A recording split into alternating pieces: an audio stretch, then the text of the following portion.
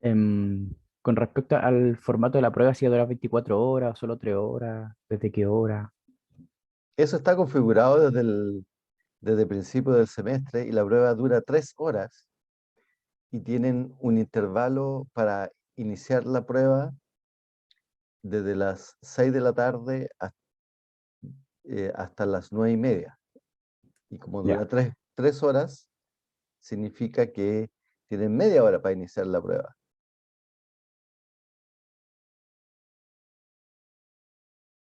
ya, profe. Ya, Eso. alguien por mensaje oculto nos pregunta hasta qué clase entra la prueba.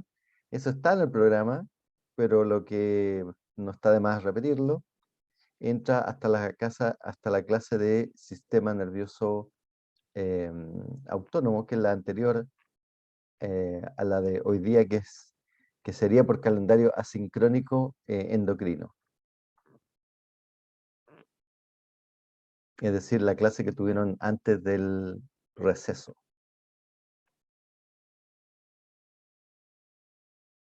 ¿Alguna otra consulta?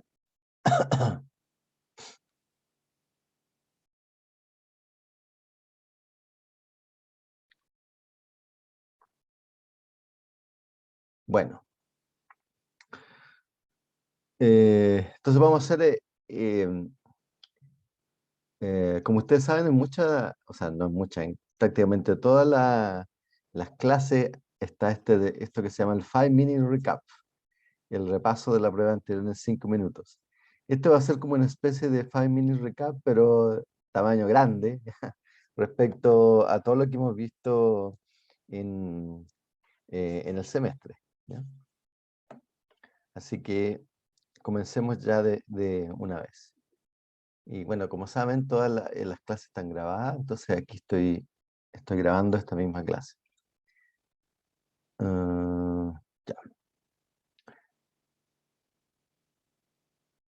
Entonces, bueno, en la primera clase vimos que era la fisiología, vimos algo de la historia de la fisiología y lo que entendimos que la fisiología es una ciencia acerca de la función, ¿ya? Y particularmente en este curso, lo que nos hemos centrado, y particularmente en la fisiología de lo normal, es decir, cómo nuestros sistemas eh, eh, del organismo funcionan en la normalidad, particularmente mediante varios mecanismos, y hemos hecho algunas alusiones a estados patológicos dentro del contexto de lo que es farmacia, que es el lado, digamos, profesional de ustedes.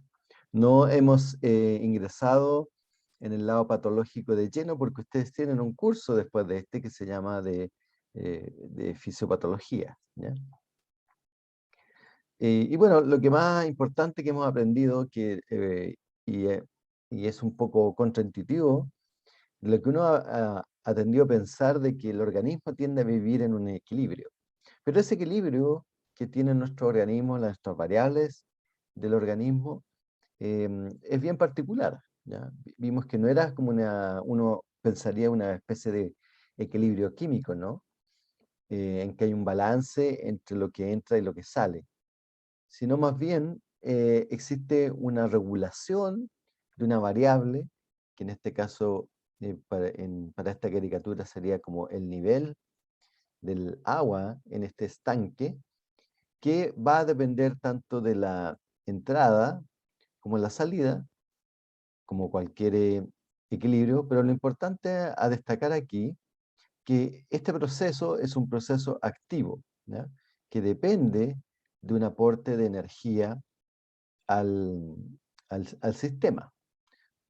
Y a este estado particular y sutil que nosotros hemos descrito para hacer la diferencia, lo hemos llamado un estado estacionario.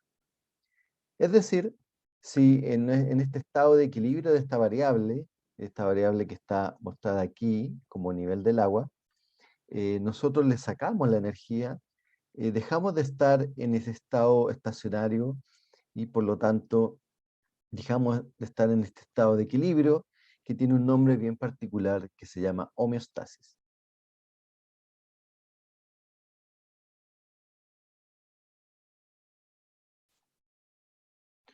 Ahora, no todo lo que tenemos la impresión de que está en equilibrio en el organismo es precisamente algo homeostático o algo que medimos como una variable en nuestro organismo.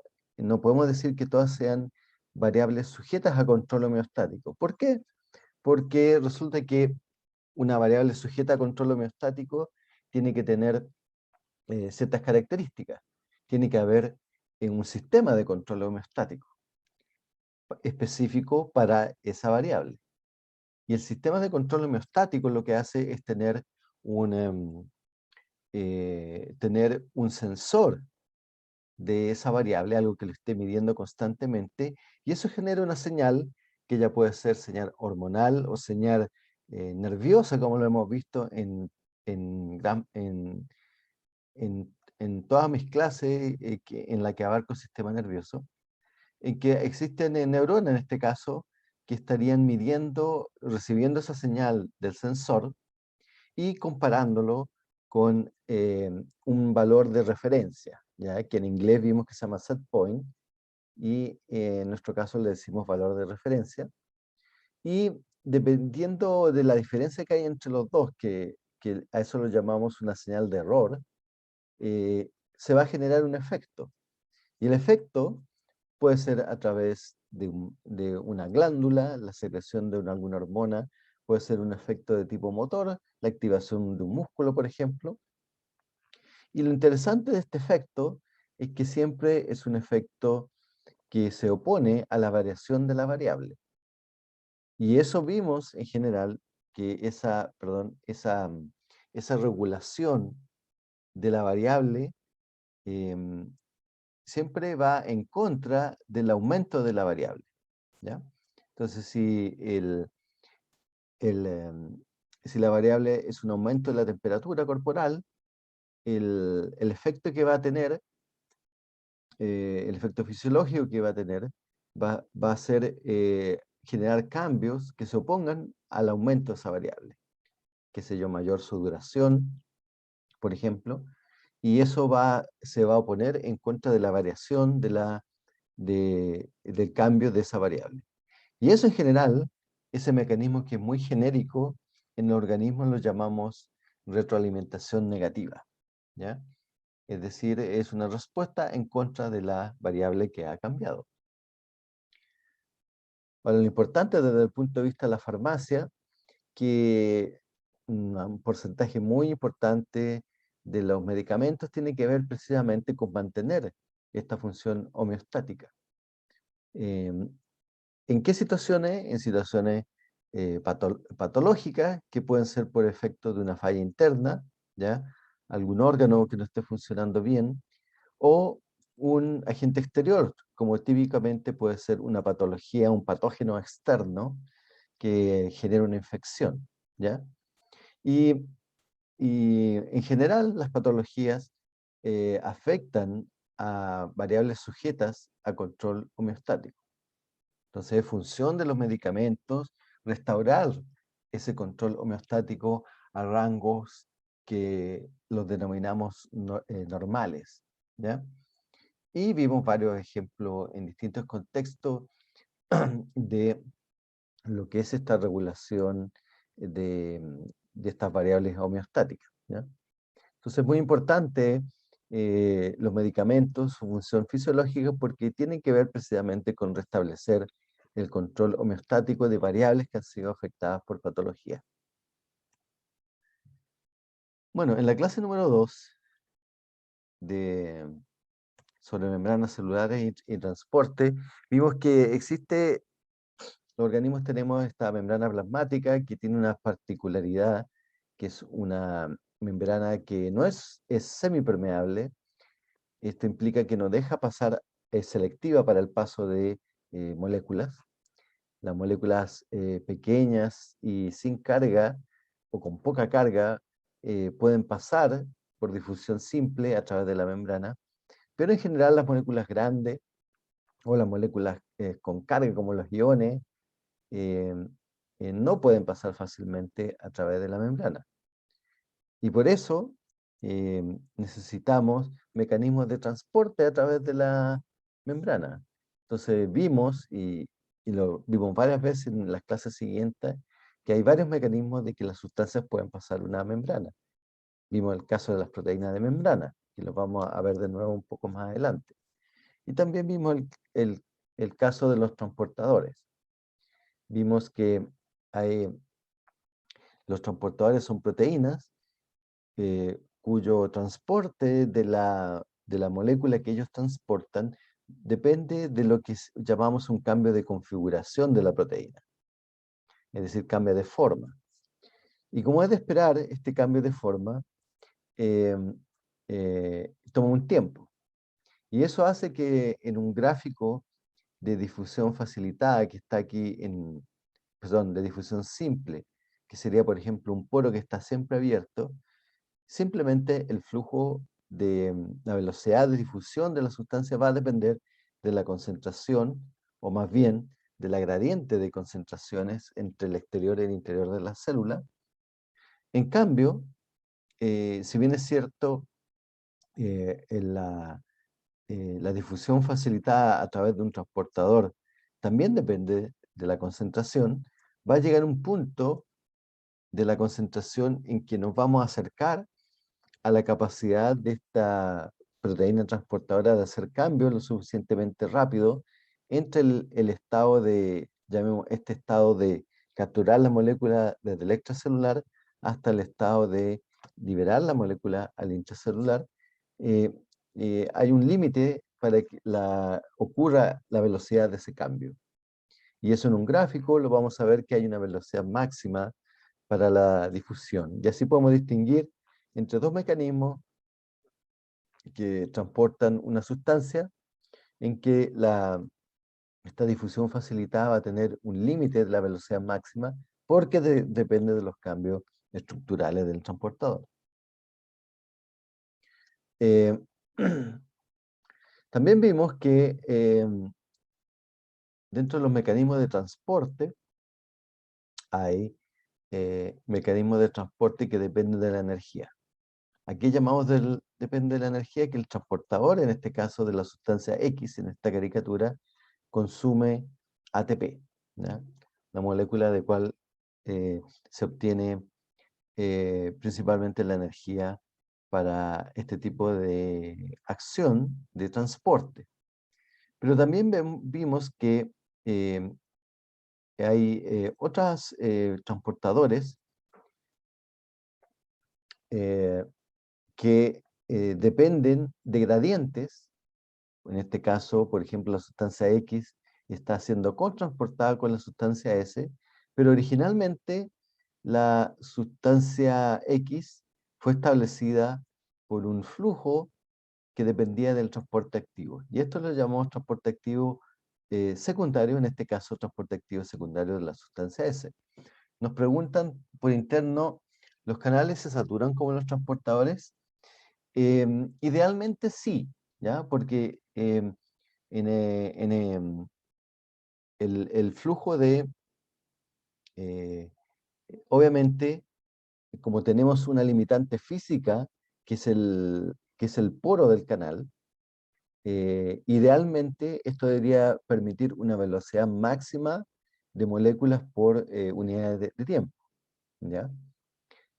Pero esa velocidad máxima queda mucho más allá que este eje del gráfico.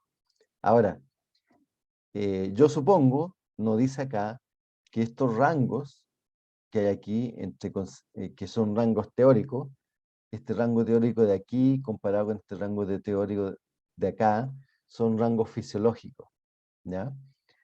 Así que es algo implícito en este gráfico, pero que no está dicho, pero yo asumo que es así. Así que eventualmente, como pregunta una compañera por mensaje, la difusión simple, si lo extendemos al infinito, por supuesto, que debería tener una velocidad máxima, ¿ya? Porque el poro va a permitir una cierta cantidad de paso de sustancia por unidad de tiempo. Pero, obviamente, y eso es lo que quiere decir este gráfico, que eso cae muy fuera del rango fisiológico posible. Es decir, dentro de este rango fisiológico se va a comportar de manera lineal ese canal iónico, que ocurre a través de la difusión simple. Ahora, la difusión simple para sustancias pequeñas también puede ser, por ejemplo, en el caso del agua, no necesariamente necesita un canal, a pesar de que hay canales para el agua. Hay una pequeña grado de difusión a través de la membrana, ¿ya?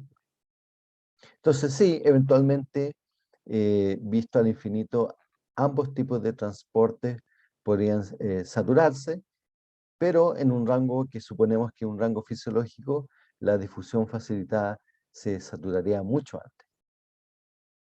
Entonces es como la respuesta a la pregunta que nos hicieron por el chat. También vimos, y eso lo vimos en el laboratorio, que también hay flujo de solvente a través de membranas semipermeables, y ese es el caso de la presión osmótica, ¿ya? Y que, como dice que su nombre es presión, se mide en unidades de presión, que son milímetros de mercurio, ¿ya? Y eso va a ser muy importante, lo van a retomar más adelante cuando vean con el profesor Leonel sistema renal.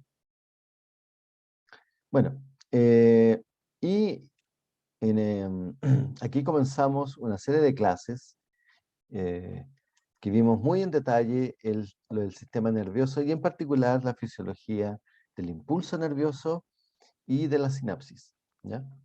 ¿Por qué? Algunos se preguntarán que hicimos tanto detalle en eso, porque en paralelo vimos que hay mucha farmacología vinculada a lo que es el sistema nervioso, ¿ya? Y eso es porque en este curso en particular, que podría ser distinto a otra fisiología, hay tanto énfasis en el sistema nervioso porque además de ser el principal sistema de control homeostático, eh, em, hay mucha farmacología asociada al control de variables homeostáticas que tienen que ver con el sistema nervioso. Vimos el caso de los anestésicos, por ejemplo, ¿ya? El caso de los antidepresivos. Bueno, y cuando hablamos del sistema nervioso podemos hacer esta gran división. Cuando hablamos de sinapsis, por ejemplo, nos centramos en particular en las clases posteriores acerca del sistema nervioso central. Y también existe lo que se llama el sistema nervioso periférico, en el cual en las clases estamos más centrados en los que tienen que ver directamente con variables de control eh, homeostático, que es el sistema nervioso autonómico a través de lo que llamamos la división simpática y parasimpática. Que, que lo interesante de estas divisiones es que tienen que ver con la secreción de hormonas en particular, que son la otra gran componente de la regulación de variables fisiológicas en nuestro organismo. Vimos también que el principal componente del sistema nervioso son las neuronas, que existe una gran diversidad de neuronas. Y gastamos bastante tiempo en entender esto, que es cómo se establece el potencial de las células. Vimos que todas las células tienen un potencial. En el caso particular, bueno, todas las células tienen un potencial porque tienen ciertas características las células que tienen transportadores, canales iónicos, y además tienen la famosa bomba sodio-potasio, que mantiene un cierto gradiente en todas las células, ¿ya?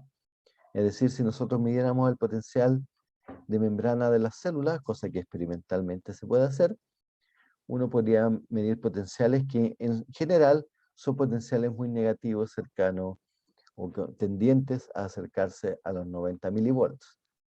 ¿Por qué? Porque el principal ion que se mueve en estado de reposo es el ion potasio y tiende a moverse a favor de su gradiente electroquímico, ¿ya?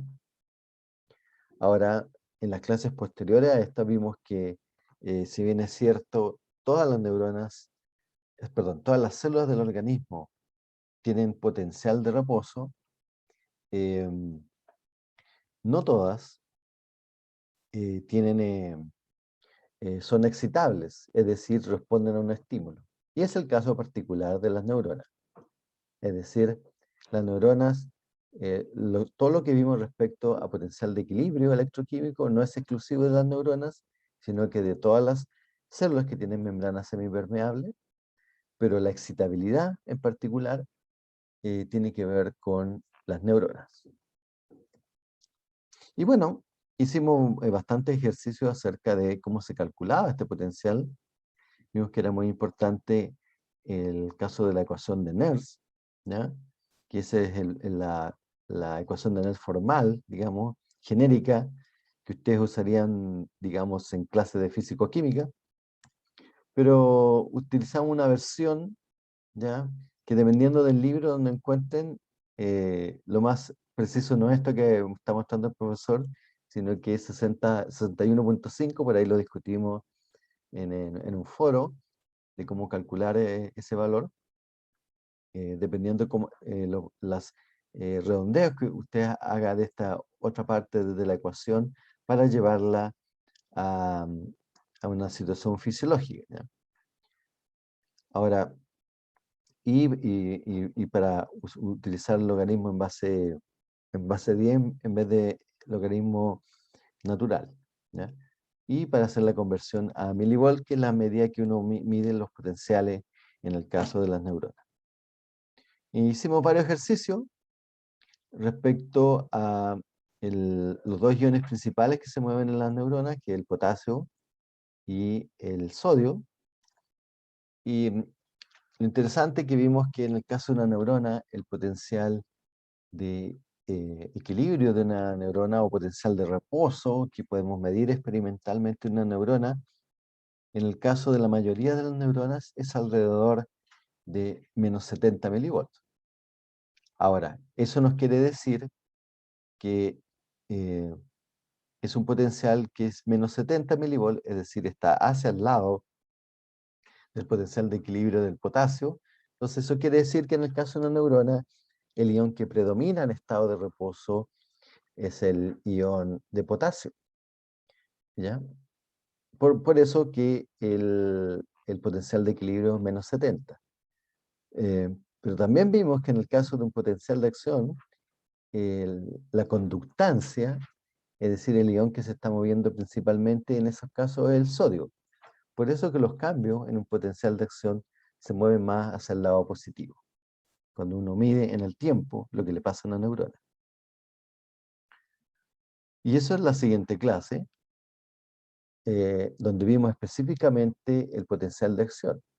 Entonces aquí aparecen algunos canales que son distintivos de estas neuronas. Entonces vimos que lo anterior, de la clase anterior, es válido para cualquier célula, porque cualquier célula puede conducir estos iones principales, ¿ya? Y fundamentalmente el potasio, pero en el caso de las células que son excitables, vimos que hay canales iónicos bien particulares que tienen distintos mecanismos por el cual pueden alterar el potencial de membrana de manera rápida. Entonces, vimos que hay canales iónicos que en general se llaman canales iónicos asociados a ligando, o lo otro que uno lo puede decir, le puede llamar receptores, ¿ya? Y receptores de neurotransmisores, eso es lo común en el sistema nervioso central, que son proteínas que se unen a un neurotransmisor y abren un canal. Y eso deja entrar un ion, que en este caso es el ion sodio, y eso genera un cambio de potencial de membrana. Hay otros, hay otros tipos de canales que son los activados mecánicamente. Y por ejemplo, vimos un ejemplo de que en situaciones que se deforma la membrana, como puede ser la cóclea, ¿ya? Que es donde hay los mecanorreceptores que tienen que ver con la percepción de la audición. Eso, el sonido, que es una onda de presión, deforma la membrana, como en este caso, y resulta que estos canales, aquí no está mostrado precisamente en este esquema, pero sí está en el caso de cuando vemos esto en la clase asincrónica, que hay proteínas del citoesqueleto por el cual están anclados estos canales, ¿ya? Están anclados a la membrana de manera intracelular. Entonces, cuando se deforma la membrana, eso genera un cambio de estiramiento de la membrana y eso va a generar, como están anclados estas subunidades al, al, a la membrana a través del citoesqueleto por el lado interno, va a generar una deformación de este canal y va a producir que se abra o se cierra dependiendo del tipo de canal. Y eso obviamente va a generar flujos de iones y va a generar un cambio del potencial de membrana dependiente de esta deformación. También vimos que hay canales que están siempre abiertos, que los llamamos los canales de fuga, los canales de leak también en la jerga científica, que están siempre presentes y, y por eso es que existe esta bomba sodio-potasio que mantiene esta gradiente porque se están fugando los iones. Y para el caso particular de las neuronas vimos que había un tipo de canal muy interesante que son los canales dependientes de voltaje, de lo cual vimos dos, los canales de sodio, voltaje dependiente, que es el que aparece aquí en el esquema, y los canales de potasio, voltaje dependientes. Vimos que el canal de sodio además tenía una particularidad, que tenía una parte de su proteína, formaba lo que llamamos un complejo bola-cadena, que la característica que tiene, que puede inactivar el canal.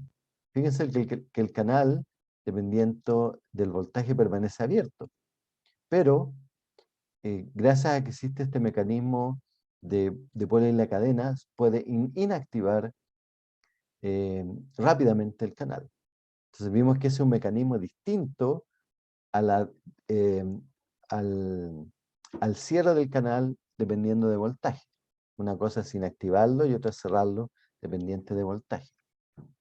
Y vimos que si uno jugaba, hicimos algunos ejercicios al respecto, por ejemplo, haciendo el experimento teórico de cortar esta cadena acá,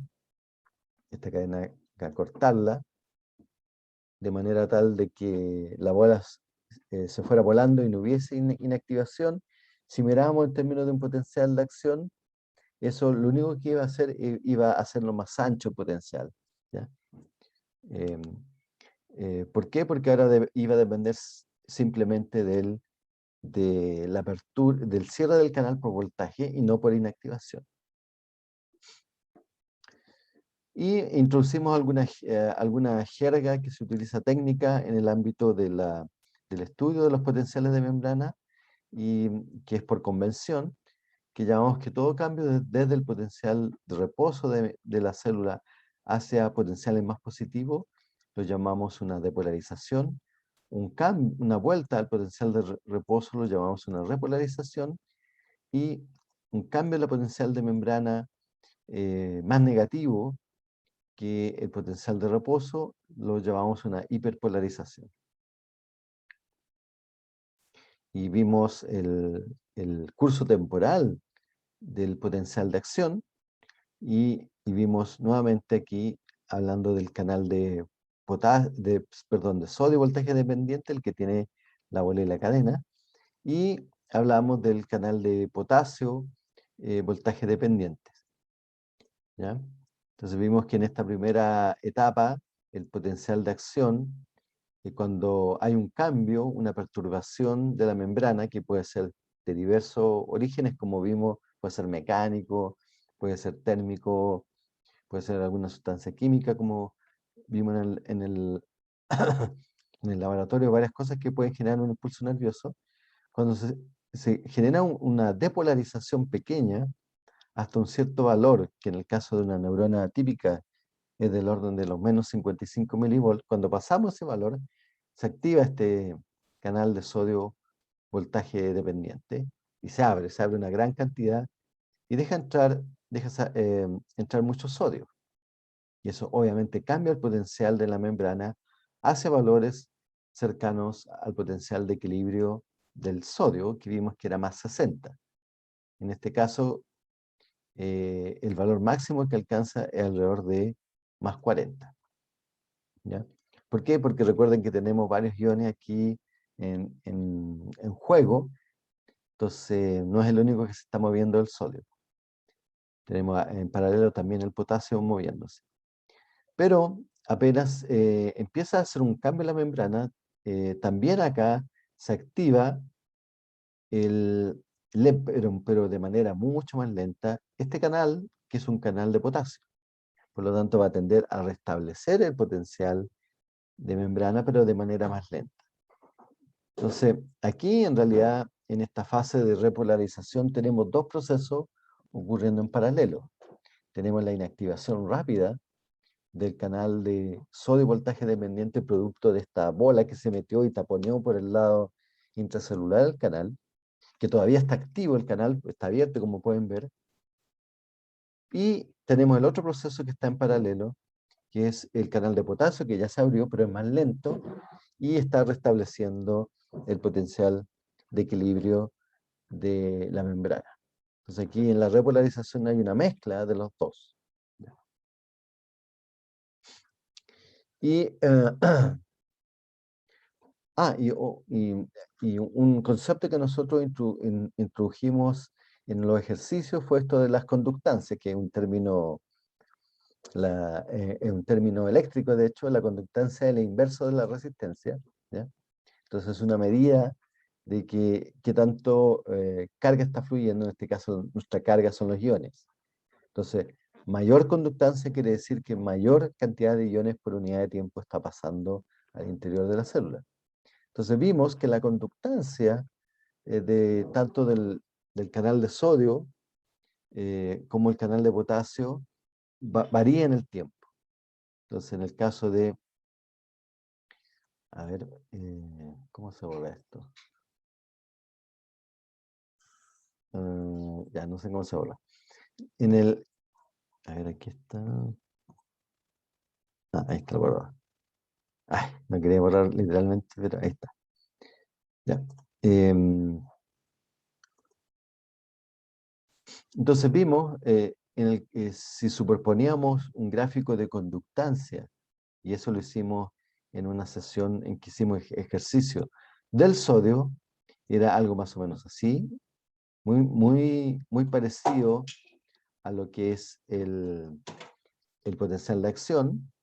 Por lo tanto, podemos decir que el potencial de acción está muy dominado por el canal de sodio voltaje dependiente, pero en paralelo, si superponíamos a este gráfico la conductancia de potasio, es una cosa mucho más lenta. ¿Ya? Por eso decimos que aquí hay una mezcla de estos dos tipos de canales en el tiempo cuando vemos el potencial de acción. Ok. Y bueno, ¿y dónde llega el potencial de acción?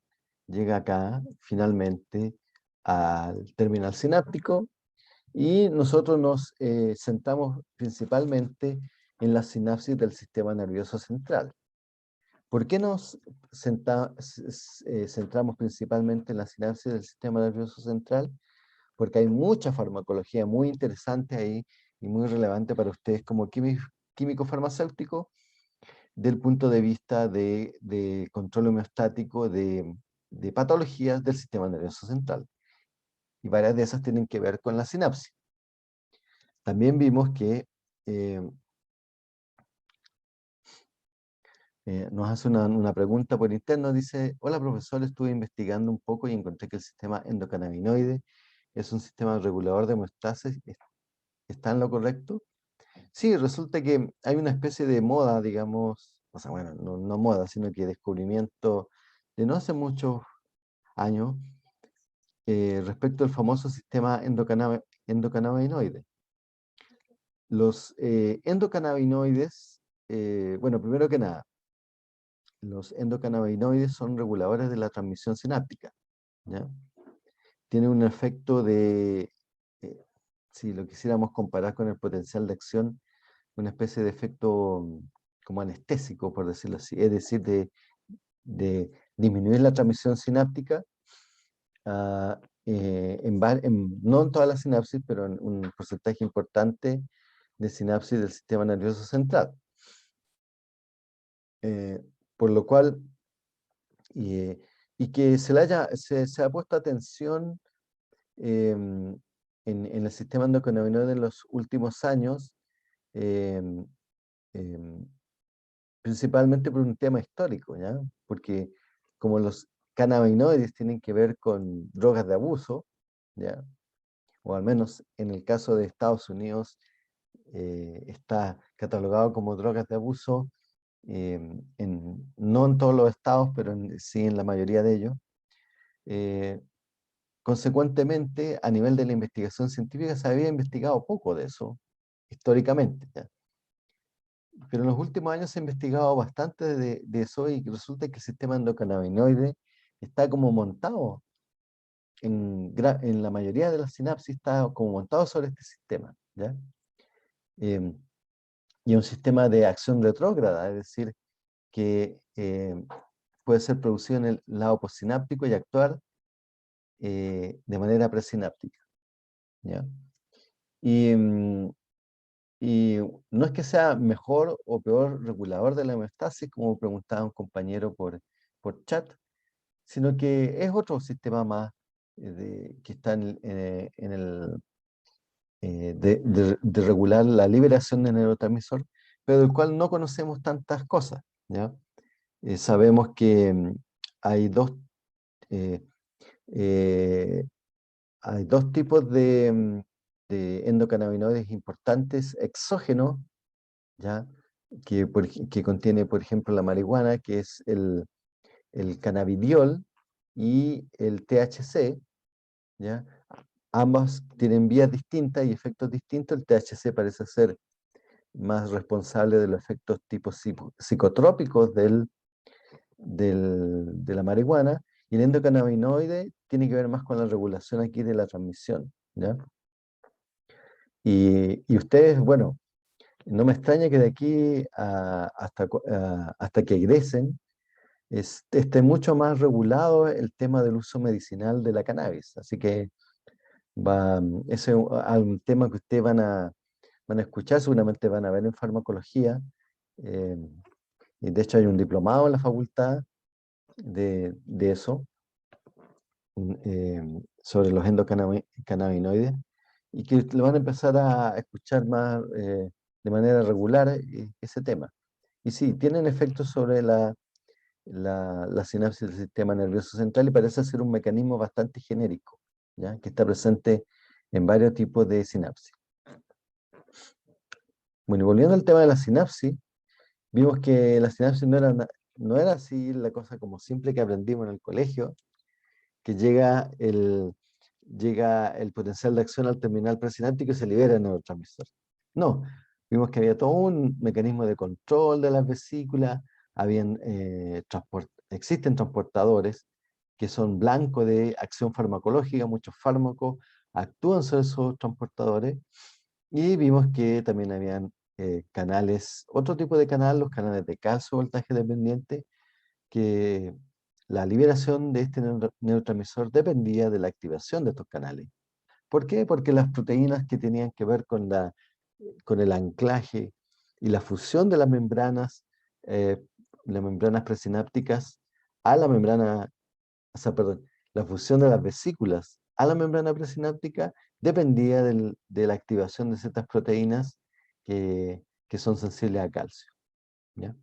Y hay todo un mundo ahí en que muchos investigadores pueden gastar toda su vida, digamos, investigando este fenómeno desde el punto de vista de la biología celular y la fisiología del organismo.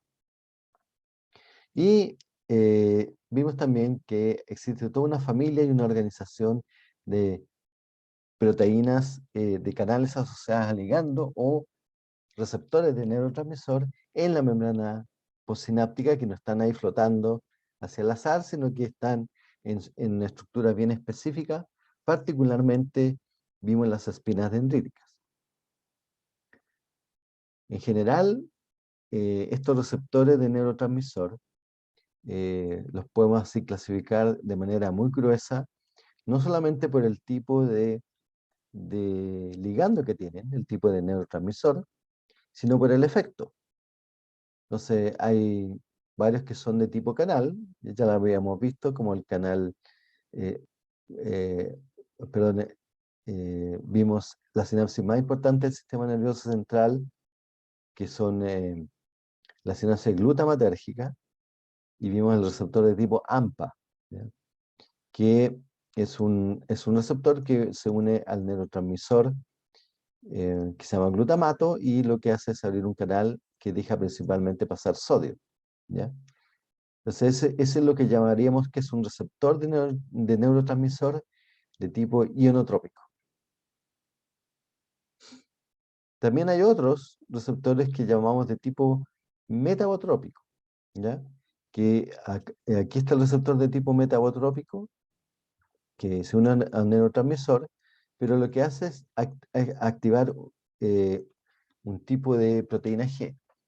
Existen como, no me acuerdo cuánto, pero existen como, como 10 subtipos de receptores G. Entonces, ustedes en biología celular seguramente habrán visto algunas cascadas de proteína G, pero existen hartas, digamos. Y esa eventualmente eh, podrían llevar, por ejemplo, a activar un canal iónico dependiente de activación de proteína G, no necesariamente eso, pero también hay receptores acoplados a proteína G que tienen que ver con activar procesos intracelulares, por ejemplo, expresión génica, ¿ya? Entonces, hay una gran variedad de proteínas G eh, que pueden ser activadas vía un neurotransmisor. Ahora, dentro de los múltiples procesos que podríamos ver acerca de lo que es eh, eh, las proteínas, perdón, los neurotransmisores, en los receptores de neurotransmisores ubicados en la membrana postsináptica, vimos uno en particular que es muy importante para el aprendizaje y la memoria, que se llama la plasticidad. En este caso, la plasticidad de tipo sináptica. Y vimos un tipo muy particular de plasticidad sináptica, que es la que ocurre en las sinapsis glutamatérgicas del sistema nervioso central, ¿ya? Y vimos este modelo, un modelo muy bonito, eh, bastante actualizado de lo que sabemos acerca de la fisiología de la sinapsis, que se llama el modelo de potenciación de larga duración, long-term potentiation, como aparece aquí, ¿ya? Que es un modelo de la expresión, cómo se expresa esa, esa potenciación, que pertenece a estos señores que están acá, que han contribuido a la construcción de este modelo, que básicamente muestra que para el caso de la sinapsis glutamatérgica hay dos tipos de receptores involucrados: los receptores de tipo AMPA y los receptores de tipo NMDA. Y lo particular del receptor de tipo de NMDA, que es un receptor que en estado de reposo está acá siendo bloqueado por el ion magnesio, ¿ya? Entonces aquí el receptor clave es el receptor de NMDA, que está siendo bloqueado por magnesio, eh, y si la estimulación de la membrana postsináptica, producto de mucha liberación de neurotransmisores, es lo suficiente para generar una gran despolarización, eso va a generar que el ion magnesio salga y pueda entrar calcio. El calcio hace muchas cosas, entre ellas activar una proteína quinasa. Recordemos que las quinasas en general son proteínas que fosforilan, y esa proteína quinasa, la CAM quinasa 2, va a va a fosforilar el receptor de tipo AMPA y va a aumentar su conductancia, es decir, la cantidad de iones que pase por minuto. Y eso también va a generar esta mayor depolarización, activación de receptores que están ubicados en la membrana, perdón, están ubicados en vesículas, que están preensamblados en vesículas, y los va a movilizar a la membrana postsináptica. De tal manera que después, cuando venga un estímulo normal, va a haber más receptores disponibles. Nos hacen una pregunta por interno: ¿el glutamato no afecta en nada al receptor de NMDA? O sea, lo afecta en el sentido de que es el ligando natural del receptor de NMDA, que el receptor de NMDA necesita el glutamato para unirse, pero en estado de reposo no pasa nada porque está bloqueado por magnesio. Entonces, al igual que, esto es muy parecido a la situación de cuando veíamos los canales de sodio y voltaje dependiente, ¿ya? El canal de sodio y voltaje dependiente necesita un voltaje para activarse, ¿ya? Entonces, eh, en el caso del receptor de NMDA, necesita un voltaje para activarse, pero eh, em, depende, pero necesita de otra condición adicional que es que esté presente el neurotransmisor. Así que necesita dos condiciones para activarse. Por un lado necesita la unión de neurotransmisor y por otro lado que cambie el potencial de membrana para que se desbloquee ese ion magnesio que está taponando el canal, ¿ya? Entonces, eh, sí, el glutamato es necesario para que se abra, pero no es la única condición, necesita dos condiciones, que es que sea el potencial apropiado y que esté presente el ligando natural, que es el glutamato, ¿ya? Así que no basta solamente con el neurotransmisor presente para activar el canal, necesita una condición adicional.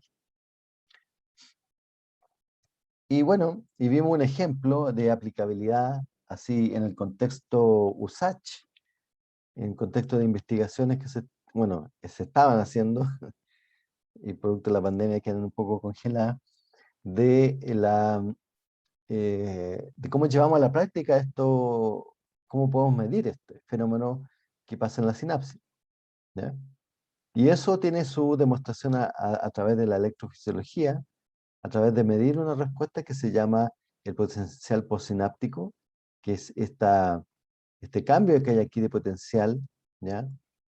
Em, vamos a ver cómo se entiende este gráfico. Este gráfico, que es un gráfico superpuesto, son varios experimentos superpuestos uno sobre el otro, ¿ya? No es que esté ocurriendo todo al mismo tiempo, ¿ya? No hay que interpretarlo literal de esa manera. El,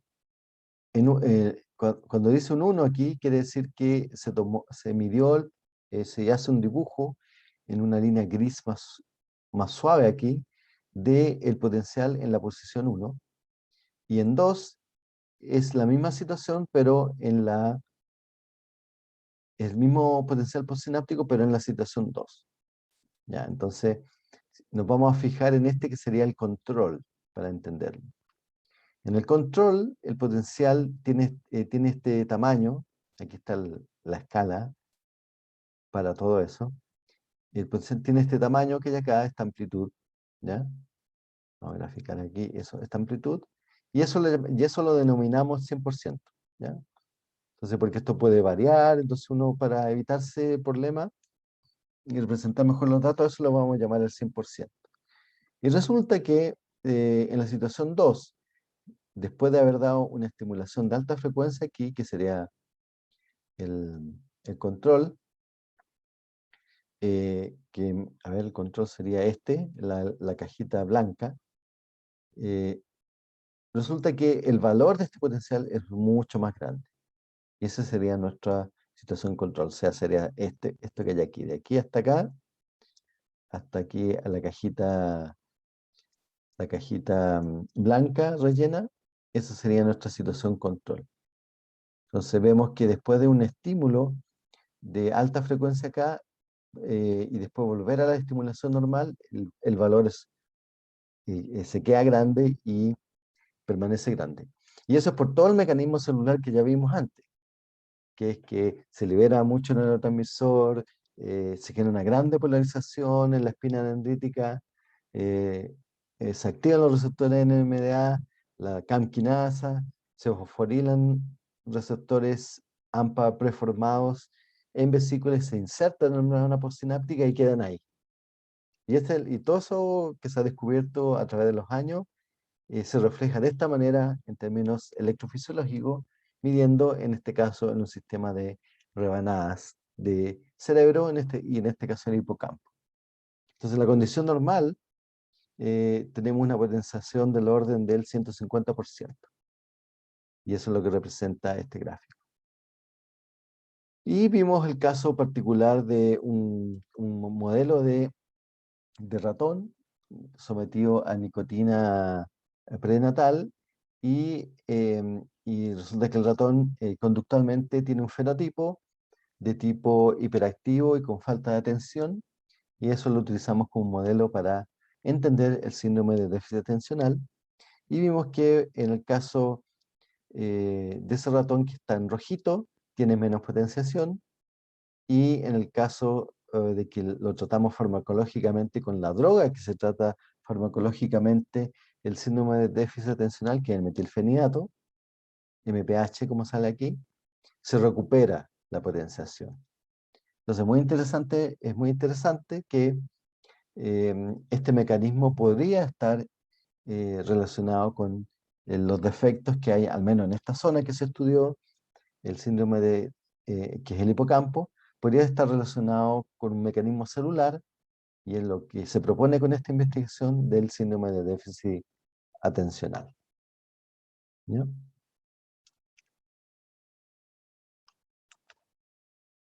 Y ups, nos queda la nada, pero voy a tomarme un poquito más de tiempo.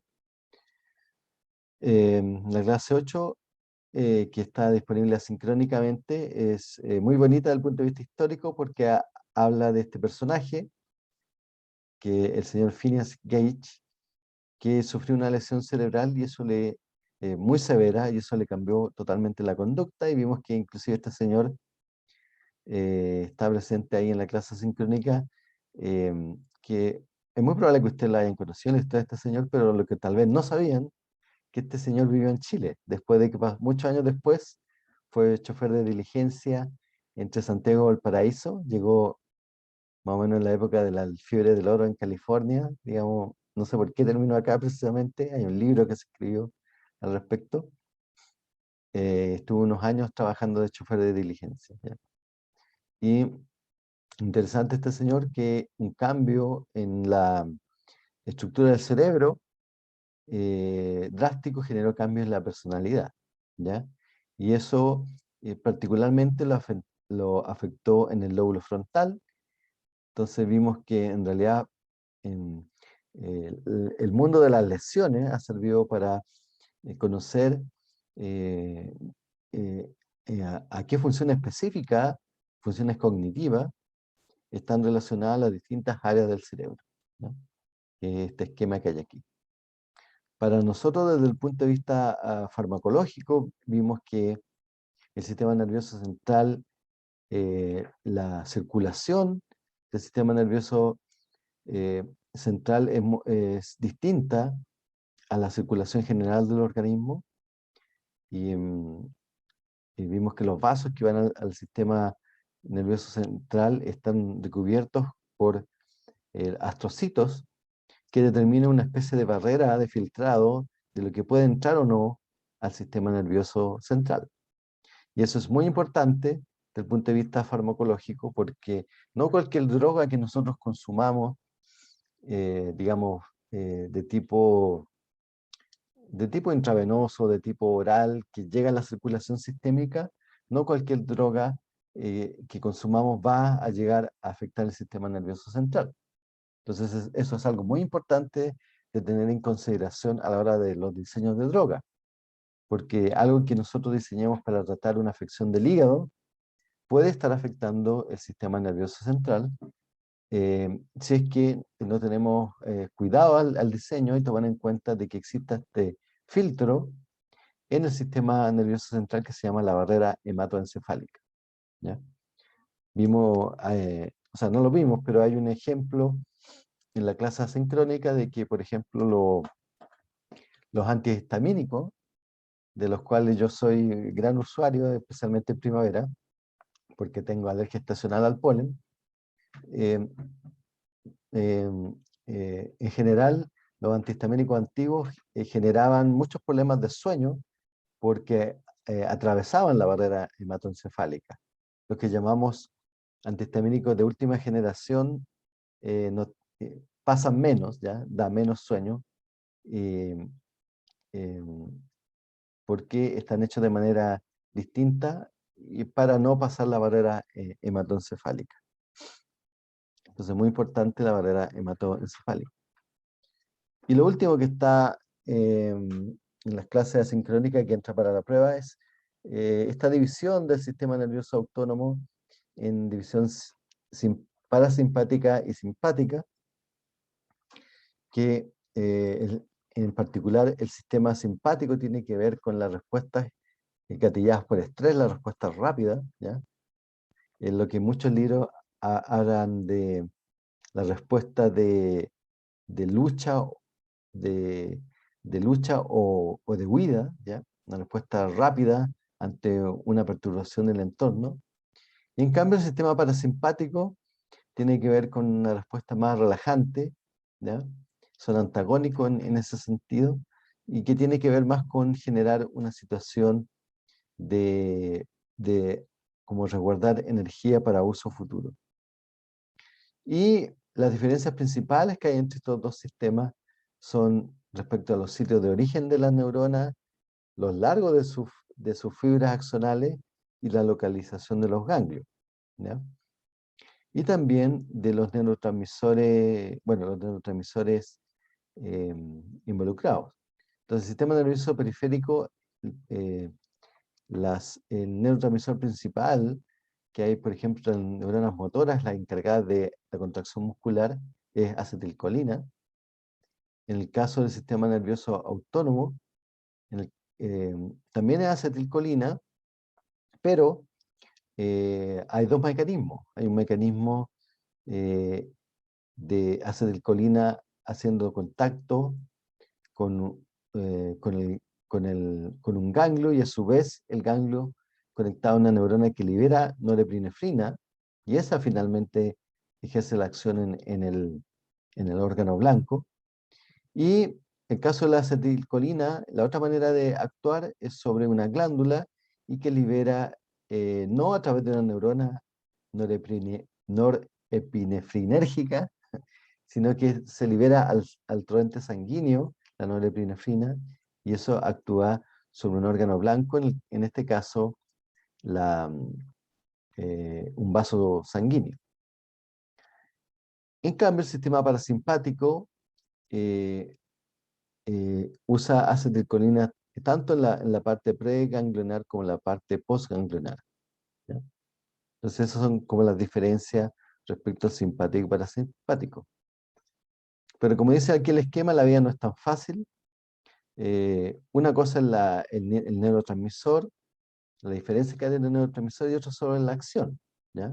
Entonces, en el caso de la norepinefrina puede actuar de diversas maneras dependiendo del tipo de receptor que tenga, ¿ya? En el órgano final. Entonces, a ver, esta no es la diapo, esta es la diapo. Entonces, la norepinefrina puede actuar como un neurotransmisor, como una hormona, pero dependiendo del órgano donde vaya a actuar, puede tener efectos distintos. Entonces, por ejemplo, en el caso de un músculo, puede aumentar el flujo de sangre a algunas partes del músculo, o disminuir el flujo de sangre a las vísceras. Pero ¿cómo es posible que el mismo neurotransmisor tenga efectos que son prácticamente antagónicos, ¿ya? ¿Cómo es que puede tener efectos que son opuestos? Depende de los receptores.